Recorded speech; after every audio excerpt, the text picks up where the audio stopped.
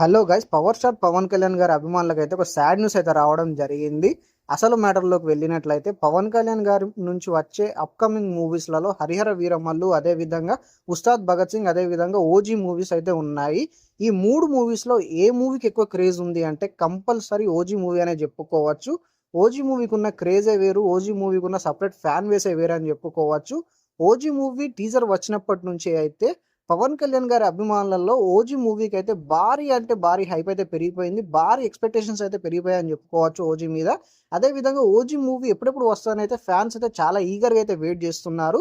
So present అయితే OG movie shooting అయితే జరుగుతుంది ముంబైలో. కానీ సాడ్ న్యూస్ ఏంటిదంటే ఓజీ మూవీ షూటింగ్ అయితే మళ్ళీ ఆగిపోవడం జరిగింది.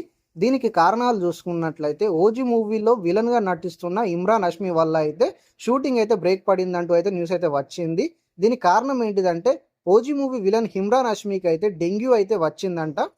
ప్రజెంట్ ఈ మూవీ షూటింగ్ అయితే ముంబైలోని ఒక స్లమ్ ఏరియాలో జరుగుతుంది.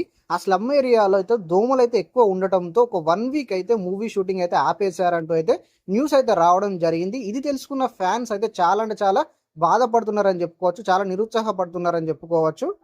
దీనికి సంబంధించి మీ కమెంట్ ఏదో కమెంట్ సెక్షన్లో కమెంట్ చేయండి.